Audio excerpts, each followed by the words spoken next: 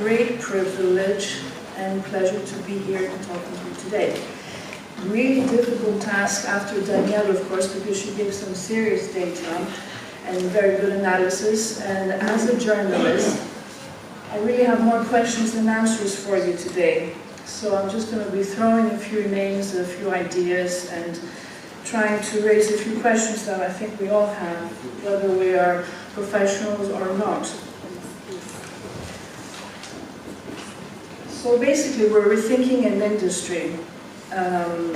It's hard to change an industry, it's hard to change people's attitudes, but we can do it in baby steps or very, very big ones. I also have a sustainability definition. This comes from Great Strategy. It's a consultancy firm specializing in sustainability in the fashion industry. It was founded in Sweden. And I quote, it's from June 2014. So according to them, a more sustainable fashion can be defined as clothing, shoes, and accessories that are manufactured, marketed, and used in the most sustainable manner possible, taking into account both environmental and socio-economic aspects. Basically, it's about small and big things that we do every day as consumers, as professionals. The real question, or one of the real questions, is how does our passion for fashion translate into real needs? We're buying too much, we have the data. There's an interesting number from Bloomberg, I'm quoting from November 2016, it's quite recent. Now this is the US market, so more than 24% of US consumers look for apparel and accessories made from natural materials in 2016, up from 12.9% last year, according to a Euromonitor international survey. Shoppers are looking for clothes that were reused or recycled. These people rose by 2% this year, and more millennials, one of the key words, look for sustainably produced apparel and accessories than any other group. So one of the questions is ethical fashion the new cool? I'm going to throw some, I'm going to do some brand name dropping. You know, it's provocative sometimes, but as Danielle pointed out before, some brands are making a difference. So Marks & Spencer in the UK established Plan A, what they call Plan A 10 years ago. It's a big effort to restructure operations through what they call 100 commitments, including climate change, waste, raw materials, fair partnerships, and health. They renew these commitments every 4 years, and they're now embarking on a new plan. Nike is another company. They have been criticized for their track record in terms of labor contracts, but at the same time, they have been praised for product innovation. H&M is offering sustainable pieces throughout the year, as well as a country-exclusive collection. Zara is developing the Joint Life Initiative. Again, this is a special collection which is, as they call it, sustainable. And they're also developing something they call boxes with a past. So that it's a system where they use their card boxes up to 5 times throughout their supply chain. So you might say, is one collection in a store where you keep having new products every single week? People come in and buy so many different items every month. Is one collection a year enough? It's a beginning, I might say.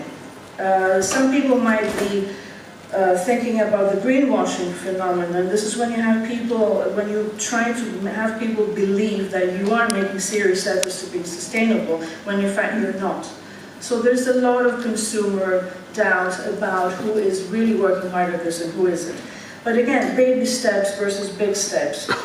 Adding sustainability into the conversation. I've been thinking about sustainability lately, and I think it also has to do with the loss of quality.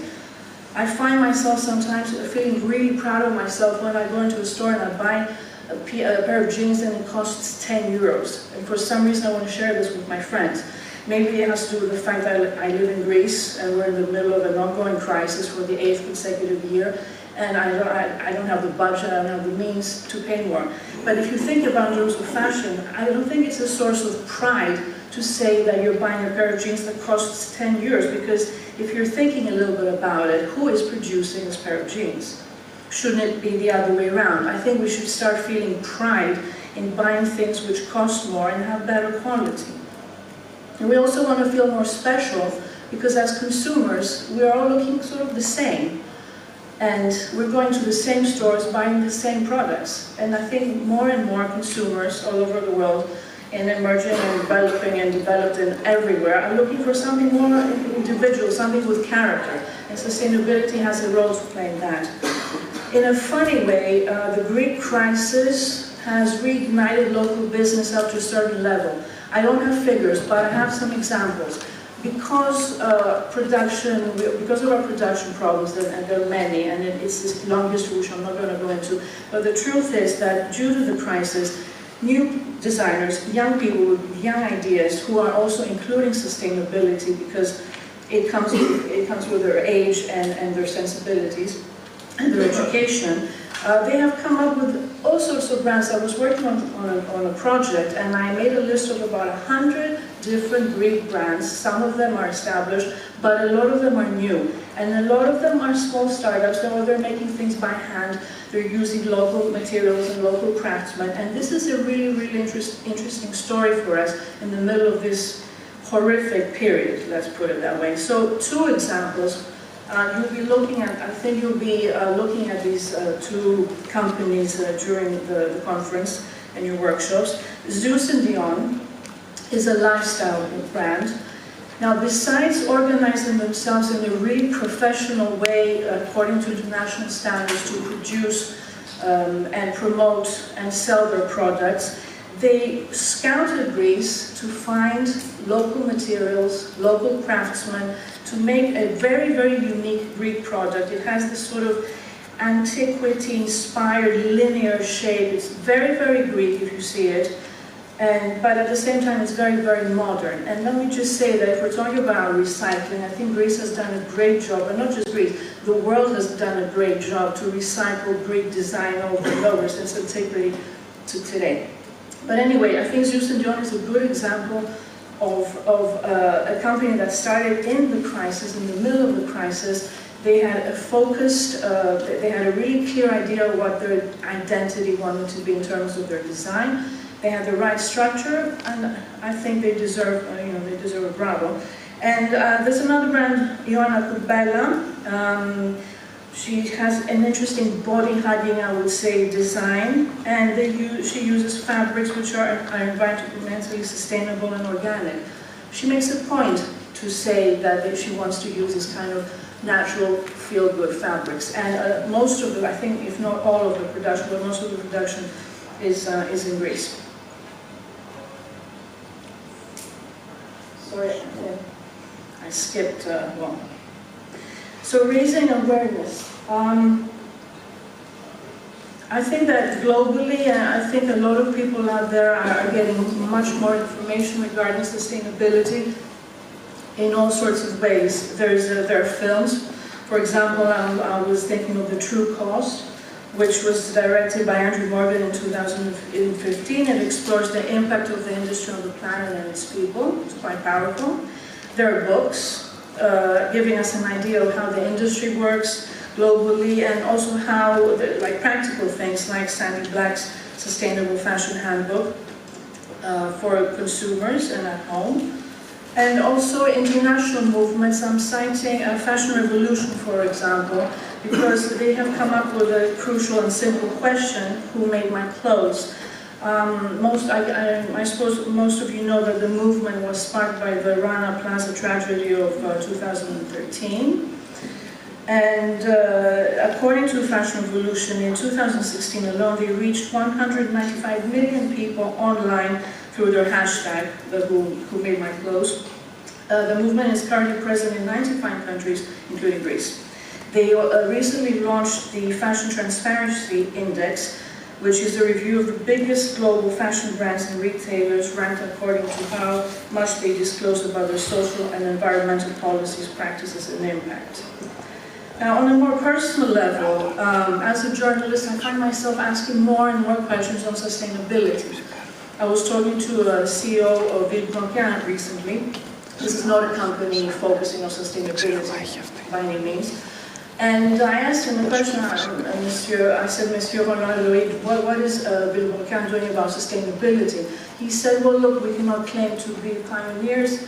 It's on our agenda, and we have one product that we are working with natural fabrics. When they sell this product in their stores worldwide, a portion of revenues goes to a charity, an environmental charity organization. He was not taken aback by the question. He said it's on our agenda. Production is difficult, production is expensive, but we're definitely looking into ways to develop this. So I think that more and more we need to ask questions, not just solely directed to the brands that are related to sustainability, but just put sustainability in the conversation. I was looking at Vogue UK's platform, digital platform, and there was a story on 3 brands which are eco-friendly, ethical, and cool. And I think this is what Vogue is trying to do, and it's a very, very good idea. It's just putting things together. Of course, EU governments, I'm not going to talk about what you're doing here because you'll do this better than me. The different ways of acting, the EU is obviously committed, the Commission is pursuing ways to make the sector more sustainable. You'll be working on this. What happened after Rana Plaza is interesting. A few days after the disaster, an independent, legally binding agreement was signed between brands and Bangladeshi trade unions for safer working conditions. It's called the Accord and Alliance Agreement. Of course, it was signed, and movements like Fashion Revolution are trying to figure out if these things are being implemented. Okay, it doesn't mean that just by signing an accord it's all done, but at least it's there, it's on paper, and brands and companies and unions have agreed to talk about it. And now something very interesting happened in the UK 2 years ago when the British Parliament signed the Modern Slavery Act. Although slave labor was not included in the original draft, they amended the bill and then it was passed with that. Sustainability, sorry, I'm not very good at this. Sustainability in the luxury sector. Why the luxury sector? Well, the luxury sector really is the beautiful face of the business. And it's what we see in magazines when we look at all the glossies. So it's a very important part of the sector. And as Danielle was saying, it's really also about size. Now, Karl Lagerfeld, for example, came up with his Chanel Eco Couture show for Spring-Summer 2016.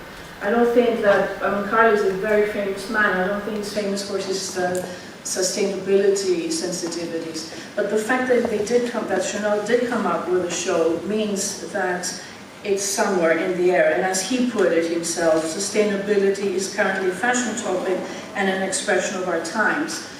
In the show, he used wood, straw, and paper. It's a beginning. It's something to think about. It made a lot of headlines, of course. I'm going to talk about the Kering Group also, the owner of Gucci, Saint Laurent, Alexander McQueen. They have a sustainability department. According to the group, they have eradicated PVC from 99.8% of their products. They have created an extensive library of over 2,000 sustainable textiles and launched the Python Conservation Partnership to ensure the sustainable sourcing of python skins. Now, so Python sustainability, again, it sounds sort of contradictory, but it's there, it's happening, they're talking about it. Possibly the Kering Group is really involved in sustainability because of one of its star designers, Stella McCartney, as Danielle mentioned, is really a pioneer in the field. And I think it's worth mentioning a little bit about her. Of course, she grew up in a family which was very, very pro-green, sort of environmentally friendly.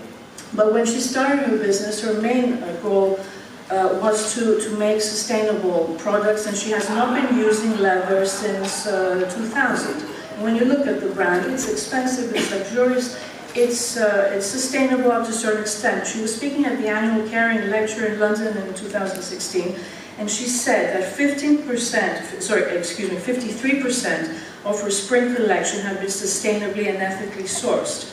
She also has a team working for the brand and audits the environmental profit and loss of every move that the company makes. it's not bad for a luxury company. Of course, there is a particular commitment because of her personal beliefs. Education is very important. What are we doing about that?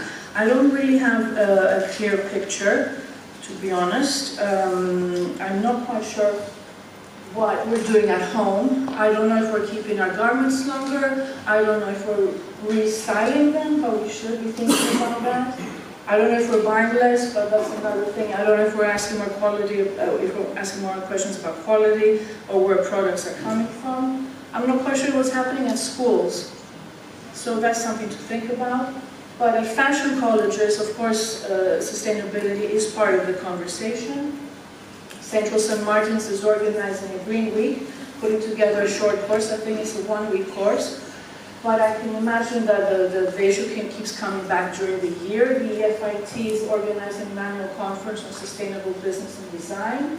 And they have what they call an active and diverse group within the institution, including sustainability in their conversation. Fundamental education. So at the same time, sustainability is also a cultural issue. It's a personal choice, a community conversation. I was also thinking whether sustainability is the next step for the sophisticated global customer, for the people who've had enough of everything they buy and who are looking at other ways. But I don't think we should be waiting for everybody to go through the entire fashion circle to reach the ethical side. Of course, it comes down to the fact that fashion is about desire, and I'm not sure that as a marketing tool you can use the ethical tag as a way to make something more desirable. Maybe you can, but how do you make sustainable fashion more desirable is a question that brands need to address. I think the good news, with the lessons in there, sorry about that, I think the good news is that really, if you think about it, sustainability is definitely part of the global conversation in the industry. It's part of a lot of company strategy, and I think it's also part of the way we're looking at ourselves and our relationship to fashion every day. Thank you very much. I hope you have a very productive stay in Athens.